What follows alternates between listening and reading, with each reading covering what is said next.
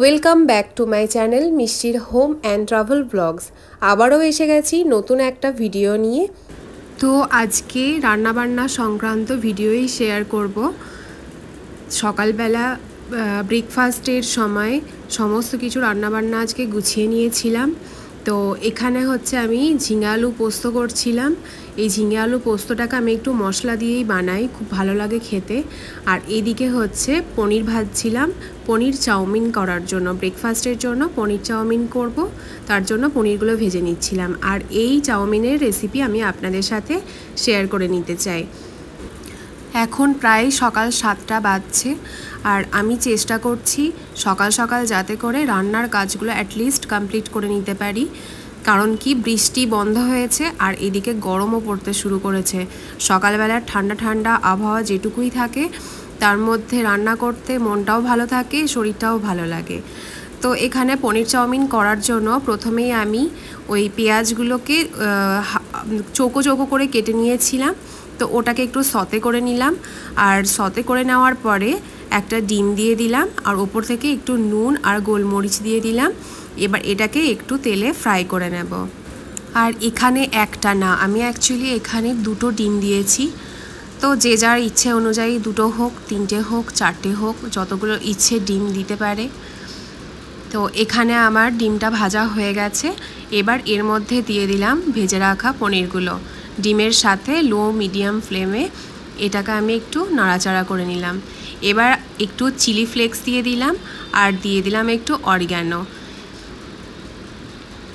এটাকে একটু ক্যাপসিকাম দিলে খুবই ভালো লাগতো খেতে, কিন্তু এই মুহূর্তে আমার কাছে ক্যাপসিকাম নেই বলে দিতে পারলাম না। এবার অল্প একটু ভিনিগার দিয়ে দিলাম আর সামান্য একটু সয়া সস দিয়ে দিলাম। এবার লো ফ্লেমে আমি এটাকে একটু নাড়াচাড়া করে নিয়ে ভেজে নেব।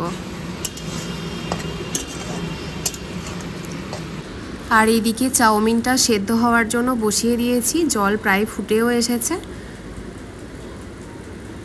তো এখানে আমার চাউমিনটা সিদ্ধ হয়ে গেছে। এবার এটাকে আমি স্ট্রেনারে ছেঁকে নেব। স্ট্রেনারে ছেঁকে নেওয়ার পরে ওপর থেকে একটু নর্মাল জল দিয়ে এটাকে ওপর থেকে আর একবার ধুয়ে নেব। এবারে চাউমিনগুলো এর মধ্যে পনির আর ডিমের যে ফ্রাইটা করেছিলাম ওর মধ্যে দিয়ে দিলাম। এবার লো মিডিয়াম ফ্লেমে রেখে এটাকে রান্না করব। ওপর থেকে দিয়ে দিলাম একটু চিলি সস আর দিয়ে দিলাম একটু red chilli sauce, tomato sauce, green chilli sauce, যা ইচ্ছা, যত খুশি ইচ্ছা অল্প অল্প করে সস দিলে খুবই ভালো লাগে এটা। তো আমার কাছে গ্রিন চিলি সস ছিল আর রেড চিলি সস ছিল, ওটাই দিয়ে দিলাম। এবার এটাকে লো ফ্লেমে রেখে আমি সুন্দর করে পুরোটা নাড়িয়ে চাড়িয়ে ভাজা ভাজা করব।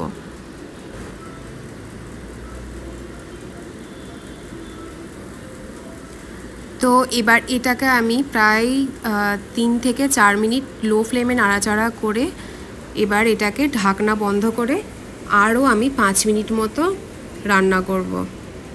আর অবশ্যই ঢাকনা সরিয়ে মাঝে মধ্যে একটু উল্টে পাল্টে নেব। আর এদিকে আমার ঝিঙে আলু পোস্ত প্রায় রেডি হয়ে গেছে। এবার এটার কষে তেল ছেড়ে যাবে আর ওপর থেকে একটু পোস্ত ছড়িয়ে দিলেই ঝিঙে আলু পোস্ত আমার রেডি। একটু কুটিয়ে রেখেছিলাম পোস্ত, সেই কোটানো পোস্তটা উপর থেকে ছড়িয়ে দিলাম। দারুণ লাগে খেতে। এই রেসিপিটাও আমি আপনাদের সাথে একদিন শেয়ার করে দেব। বাস এটাকে আরও 2-3 মিনিট মতো লো ফ্লেমে নাড়াচাড়া করব, একটু ভাজা ভাজা হয়ে যাবে।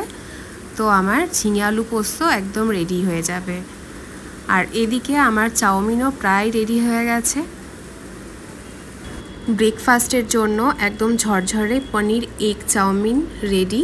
ছোট থেকে বড় বলুন বা বয়স্ক বলুন, সবারই এটা খেতে খুবই ভালো লাগবে, এটা আমি জানি। আমার বাড়িতেও সবাই খুব পছন্দ করেন। তো এই চাউমিনের রেসিপিটা কেমন লাগলো আমাকে অবশ্যই কমেন্ট করে জানাবেন, আর ভালো লাগলে লাইক করে দেবেন।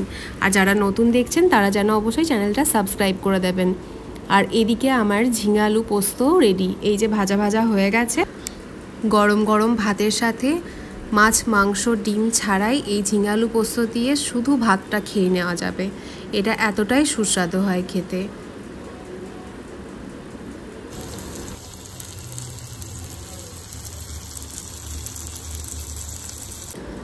আর এদিকে সকালবেলায় আমার ভাত রান্নাও কমপ্লিট। এটা দুপুরবেলায় যখন খাবো তখন এটা একটু মাইক্রোওভেনে গরম করে খেয়ে নেব। এদিকে একটু ডালও বানিয়ে নিয়েছিলাম, বাড়িতে অন্যেরা একটু ভাতের সাথে ডালটা খেতে পছন্দ করে, তাই ডাল করে নিয়েছিলাম। আর লাস্টে করে নিয়েছিলাম অল্প একটু মাছ ভাজা। এদিকে মাছ ভাজাও প্রায় কমপ্লিট। সকাল এখন প্রায় 8:30 বাজে। তো এর মধ্যে আমি আমার কাজকর্ম সব কমপ্লিট করে নিয়েছি। বেলার দিকে ভীষণ হালকা লাগে সকালে রান্নার কাজ শেষ হয়ে গেলে। আজকের ভিডিওটা যদি আপনাদের ভালো লেগে গিয়ে থাকে তাহলে অবশ্যই একটা লাইক করে দেবেন আর আমাকে কমেন্টে জানাবেন। আর যারা আজকে আমার ভিডিওটা প্রথমবারের জন্য দেখছেন তারা আমার চ্যানেলটাকে প্লিজ সাবস্ক্রাইব করে দেবেন। ইনশাল্লাহ চলে আসবো পরবর্তী আবারও একটা কোনো নতুন ভিডিও নিয়ে। ভিডিওটি দেখার জন্য আপনাদের সকলকে অসংখ্য ধন্যবাদ জানিয়ে এখানেই শেষ করলাম।